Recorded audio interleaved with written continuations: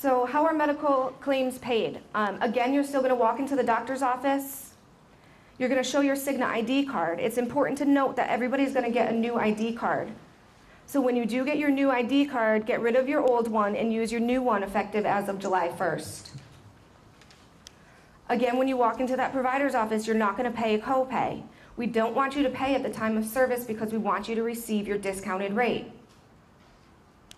Then what Cigna's going to do after the claim has been sent to us and we received it is we're going to take those charges, we're going to apply our discount, and then send the explanation of benefits out so you know how much is due.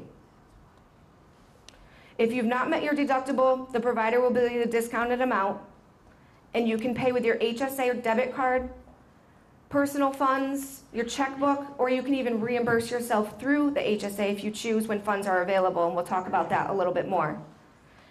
If you have met your deductible, the claim's going to be covered in full by Cigna. The pharmacy works similar, but it's a little bit different. You're still going to go in, you're going to show your Cigna ID card. All right, and then what's going to happen is the pharmacy is going to transmit that claim to Cigna electronically.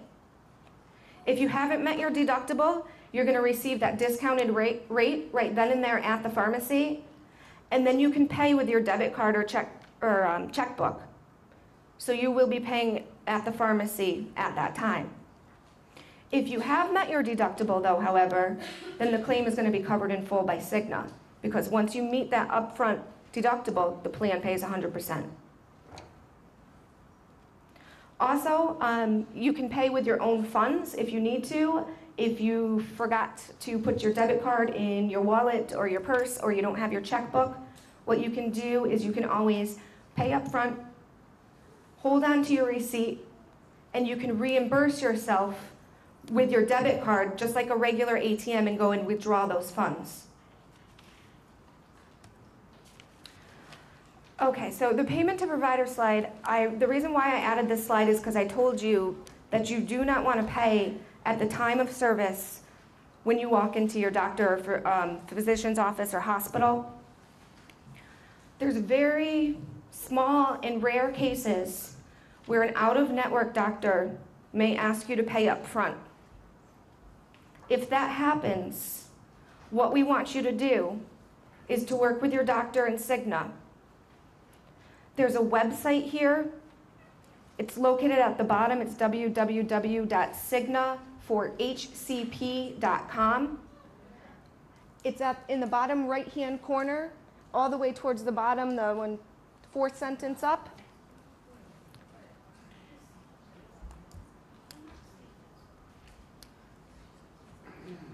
So what you can ask your healthcare professional to do is to go to this website if you have a surgery or a procedure scheduled. And what they can do is go onto the website and put in CPT codes or procedure codes for whatever it is that you need to have done. And then what it will do is give you and the doctor an estimate of what your costs will be. So it's important just to note that it's a very rare instance, but if it does happen, you can work with your doctor and Cigna.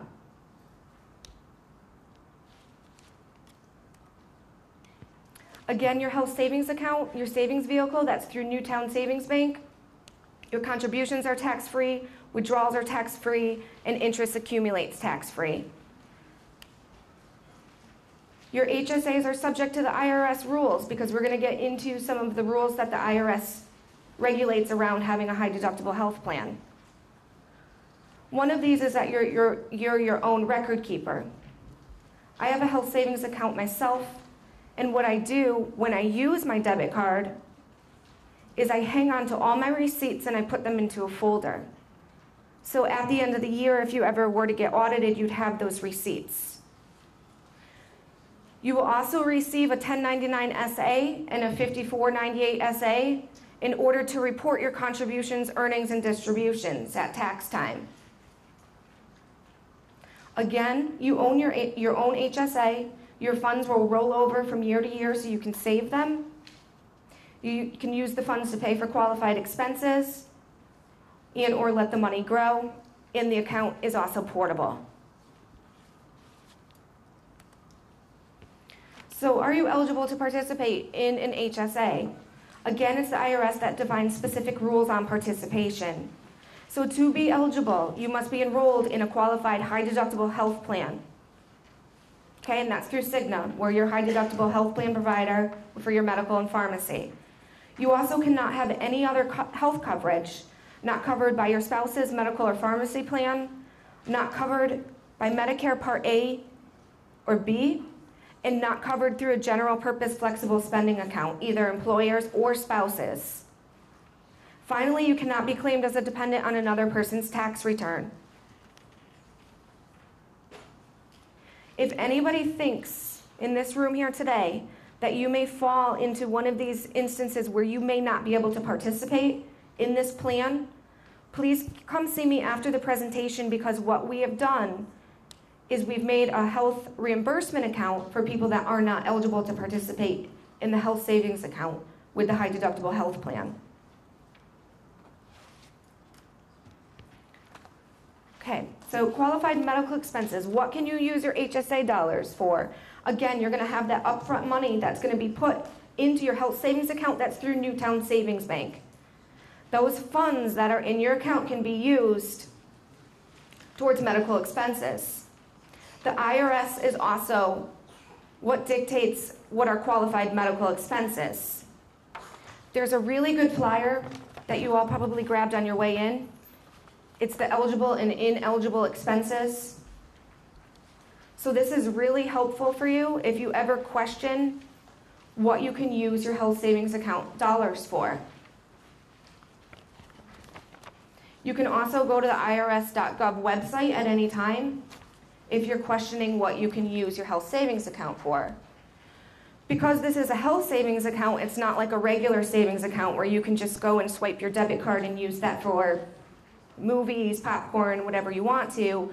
Your health savings account is just like it sounds. It's for your medical qualified expenses. Since you are your own bookkeeper of this, it's important that you know what's an eligible and ineligible expense. And the reason being is that non-qualified withdrawals are going to be subject to income tax plus an IRS 20% tax penalty. You can go onto the CIGNA website at any time. I'm sure you're all familiar with that also, and you can look up this list if you misplaced it.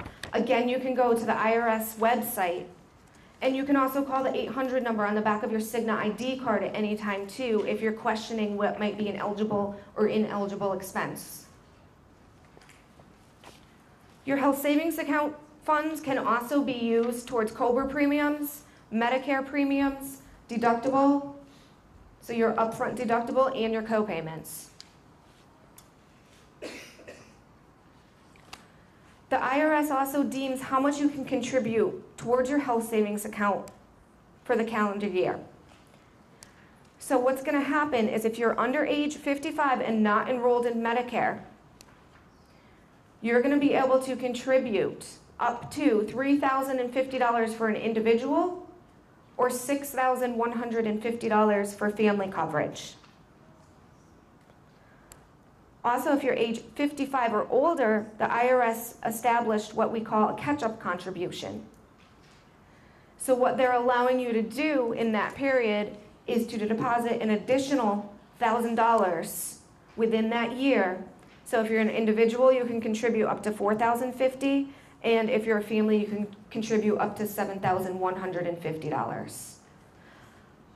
Again, you're your own bookkeeper, so this is why it's important that you know how much money you put in. Monroe's going to put in that upfront money. Okay, so for example, for a single, you're going to have that $1,500 put into your account by Monroe. Then you have that $2,000 deductible to be met. And what you can do is you can still deposit, if you'd like to deposit your own funds into the health savings account, you can deposit up to $1,550 more.